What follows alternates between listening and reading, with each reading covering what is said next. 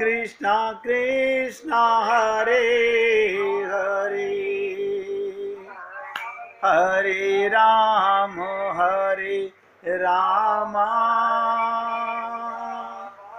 राम राम हरे हरे, हरे कृष्ण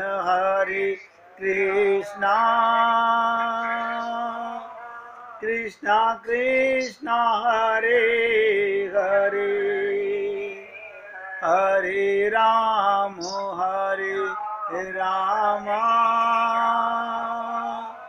राम राम हरे हरे, हरे कृष्ण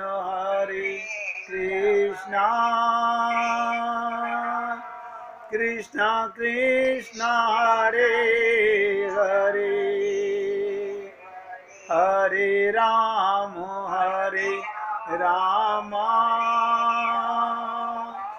राम राम हरे हरे।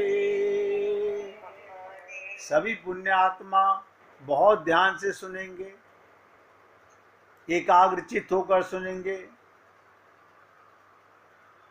ब्रह्म के सगुण हो जाने को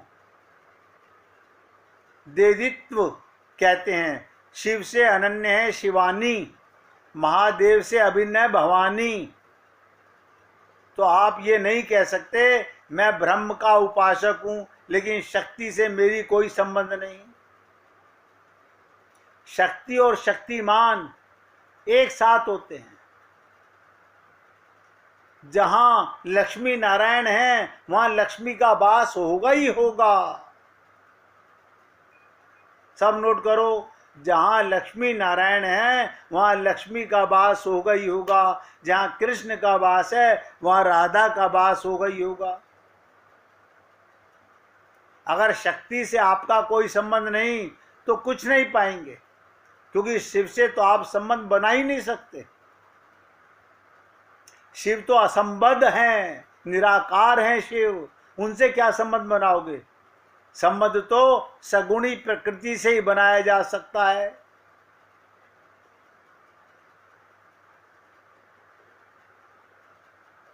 आप देखिएगा, परमात्मा तो आपके हृदय में बैठे हुए हैं, आप बना लीजिए ना संबंध। इस देह के कारण ही उससे जान सकते हो, देख नहीं सकते। कब देख सकते हो? जब अपने को आत्मज्ञान हो जाएगा, आत्म अनुभूति हो जाएगी। अनुभूति तो परमात्मा है। जहां आपको आत्म अनुभूति हुई और परमात्मा नजर आने लगेगा। ये गोपियां सारी जो कह रही हैं, जित देखूं तित श्याममयी है। आप सोचते होगे भगवान ने इनके लिए पत्ते पत्ते में अपना फोटो लगा दिया होगा, कण कण में अपने को बिठा दिया होगा। ना ना, उन्होंने आत्मज्ञान हो गया, चीरहरण हो गया, अपने को देह नहीं माना, अब अपने को मरने वाला नहीं माना। शिवानी का, शक्ति का ही दूसरा नाम माया है। महामाया दुर्गा का एक नाम है, उन्हीं का एक नाम महामारी भी है, उन्हीं का एक नाम महामृत्यु भी है।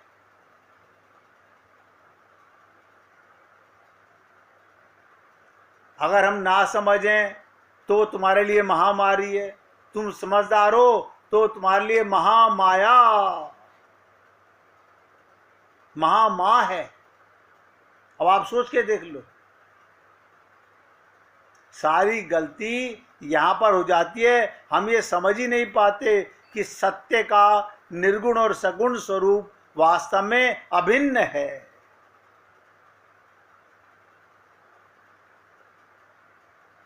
निर्गुण स्वरूप और सगुण स्वरूप सत्य दो नहीं है, भगवान दो नहीं है। वो निराकार भी है और अगर सगुण साकार भी है। उसके वास्तव में दो स्वरूप हो नहीं सकते। इसलिए वो जो दिखते हैं वो क्या है? अभिन्न है। सत्य को कोई दो रूप कहा नहीं जा सकता।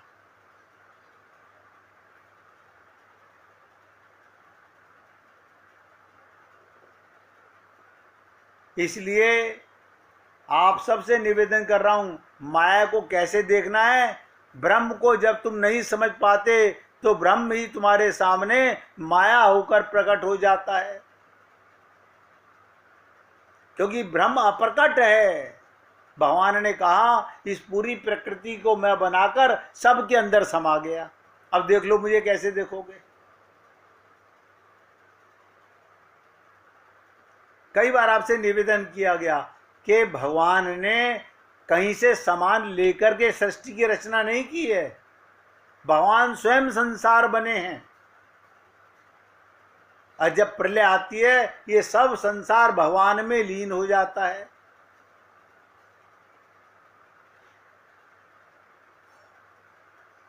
जब हम नहीं समझ पाते, ब्रह्म ही हमारे सामने माया होकर प्रकट हो जाता है, क्योंकि ब्रह्म अप्रकट है। ऐसा तो नहीं कहा जा सकता ब्रह्म के अतिरिक्त कुछ है ही नहीं, सत्य के अतिरिक्त कोई दूसरा तो हो ही नहीं सकता।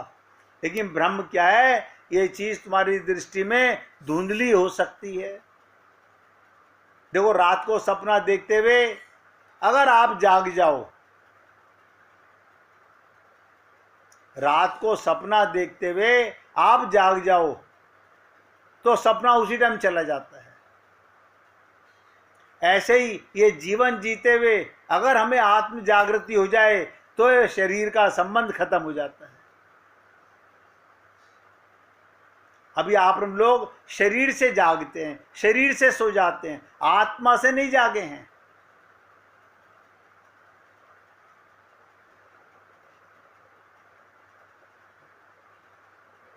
अभी हम लोग अज्ञान के द्वारा ढके हुए हैं, अहंकार के पाश में हैं। देखिएगा, रावण को भी वेदों का ज्ञान था, सारे देवता उसके आगे हाथ जोड़कर 9 ग्रह खड़े रहते थे, उल्टे लटके होते थे, लेकिन अहंकार के पास में था।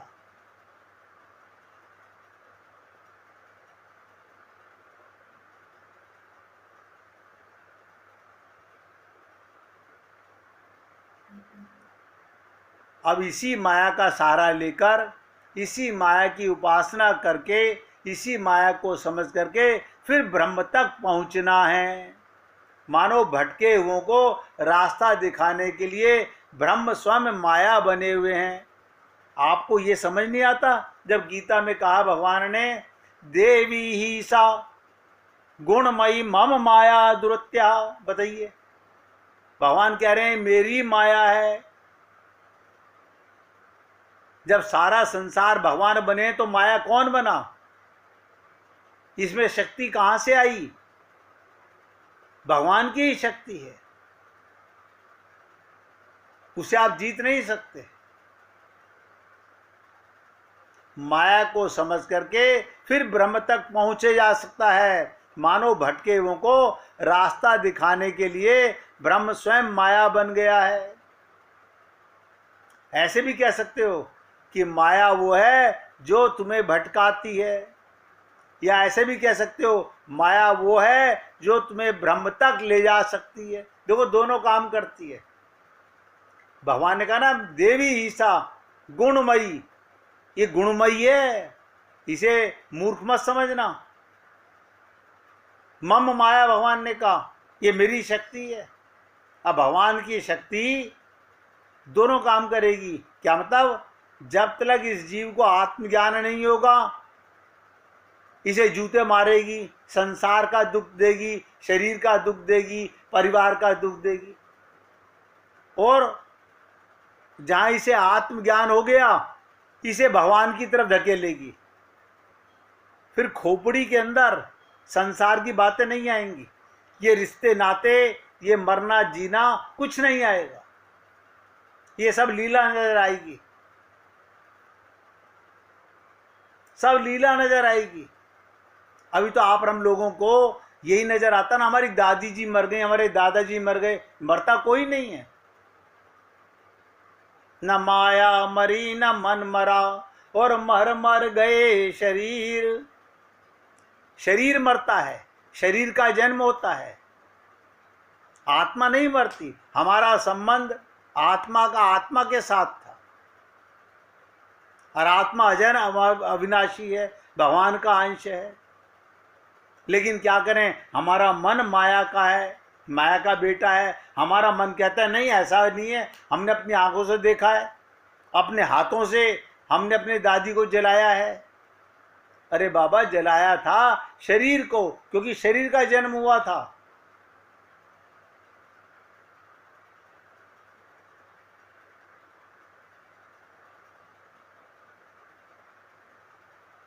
अब आप देखो, अगर हमारा भटकते रहने का इरादा है या ब्रह्म तक जाने का इरादा है, अपनी मंजिल तक जो इस देह में भगवत प्राप्ति होती है, हमारा वहां जाने का इरादा है या संसार में भटकने का इरादा है, ये आपको डिसाइड करना है। तुम्हारा भटकने का ही इरादा है तो माया की निंदा भर्त्सना करते रहो, और जिसका ब्रह्म तक जाने का इरादा है वो माया को देवी कहेगा, महामाया। अपमान नहीं करना, उसकी पूजा करता है। पूजने का क्या मतलब कि भिन्नता में भी नहीं देखूंगा, मैं देवी का ही ब्रह्म मान लूंगा, मैं देवी को ऐसा याद रखूंगा कि ब्रह्म भी मुझे भूल जाए। क्योंकि अगर ये दोनों अलग अलग दिख रहे हैं तो तुम फंसे हुए हो, ये एक हो जाएं। रामकृष्ण परमहंस काली के उपासक थे। उनके अंतिम गुरु तोतापुरी, उन्होंने कहा मैं ब्रह्म को नहीं जान पा रहा हूं क्योंकि मैं माया पे, योग माया पे अटक जाता हूं। जैसे ही मां सामने आ जाती है मैं उससे आगे जा नहीं पाता।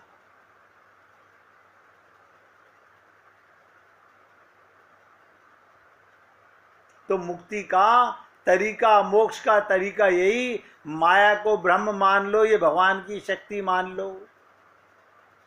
मानना माने, ये मैं यहां पर किसी को अंधविश्वास की बात नहीं कर रहा हूं, एक बड़ी जबरदस्त आंतरिक समझदारी की बात बता रहा हूं, जो कहती है मेरे पास इसके अलावा कोई विकल्प ही नहीं है।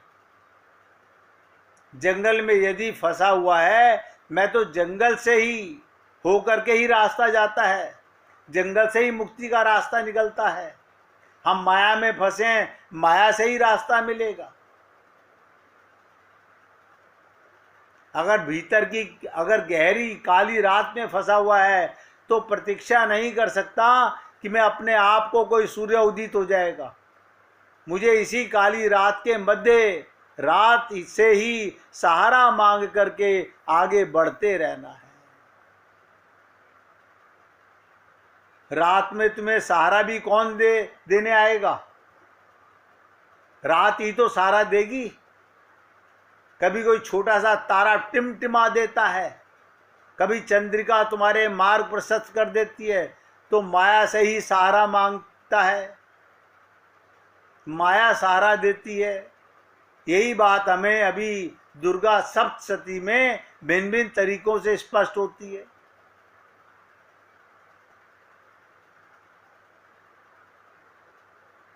तो सत्संगति और ग्रंथ भी एक प्रकार से दूसरी माया है, जिनके बारे में कबीर जी ने कहा, जो माया को पूजने का जो अपने अर्थ कहा, वही मैं दूसरी प्रकार की माया कह रहे हैं।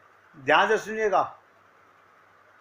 समय, काल, आकाश, मन, भाव, विचार, इनकी परिधि में जो कुछ भी आता है सब माया है। ये काल चक्र क्या है, समय चक्र क्या है, आकाश क्या है, मन क्या है, भाव क्या है, सब माया है।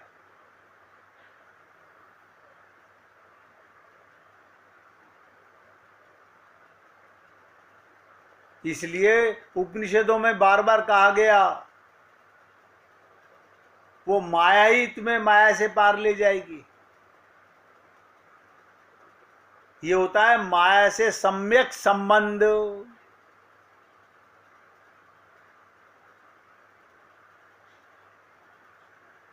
इस प्रकार क्या मतलब, माया का इस प्रकार से वर्णन करना है वो तुमको ब्रह्म तक पहुंचा दे, ब्रह्म तक पहुंचा दे। माया का अपमान नहीं करना। आप बताइए, हमारा जन्म हुआ मां के गर्भ से, माया से हमारा जन्म हुआ। शरीर, अगर ये शरीर नहीं बनता, शरीर नहीं मिलता, तो सत्संग किस में सुनते।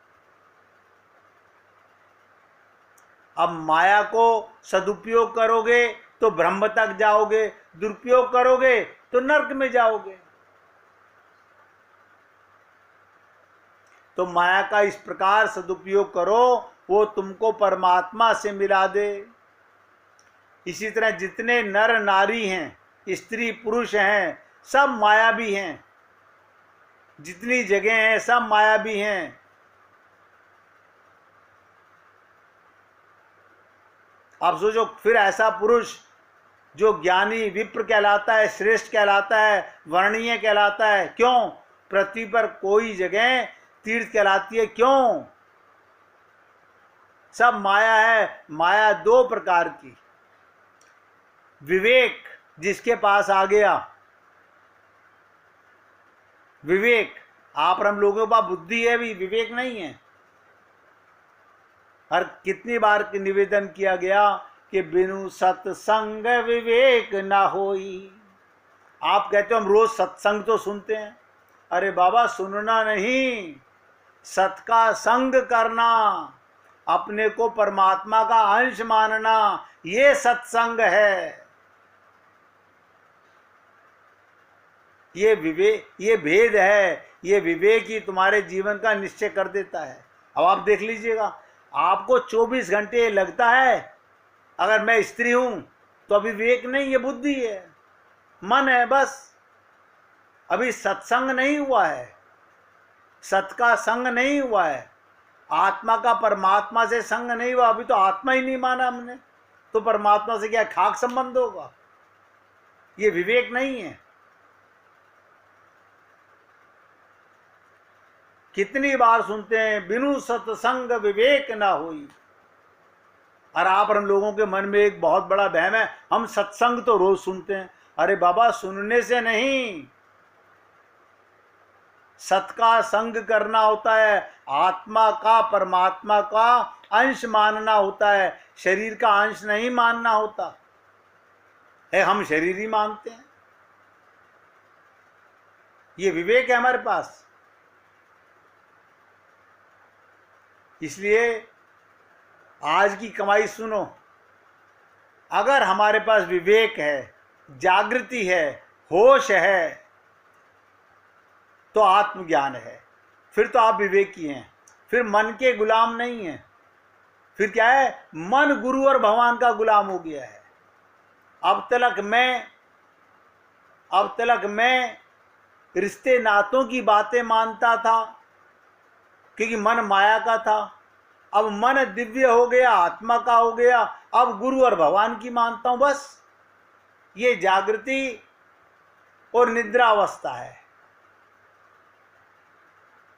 शरीर माने संसार की, और मन जाग जाए तो माने गुरु और भगवान की। ये भेद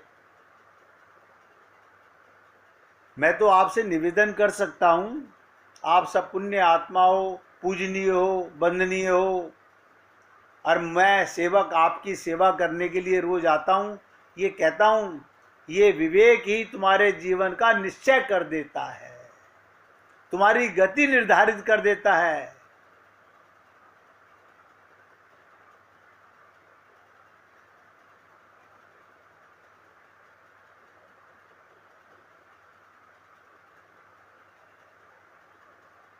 हमें रास्ता ढूंढना है इसी माया में से। डिसाइड योर सेल्फ, इसी शरीर में, इसी परिवार में, इसी समाज में जागना है।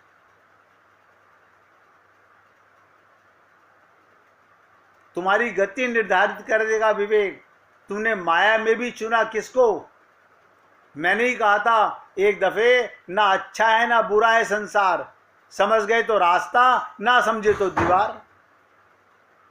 देखो कितनी विचित्र चीज है।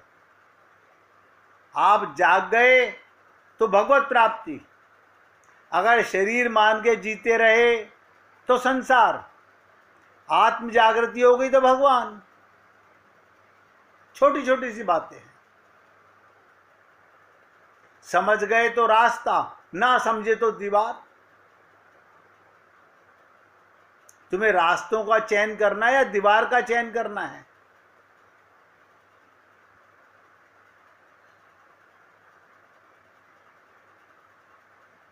उन जगहों का, उन लोगों का, उन पुस्तकों का, उन परिस्थितियों का, उन संत महात्माओं का, उन भावों का चयन करो जो तुम्हारे लिए रास्ता बन जाएं, तुम्हें मार्ग दिखा दे। अब 1 मिनट भगवान का कीर्तन करेंगे, फिर आगे चलते हैं। दीन बंधु दीन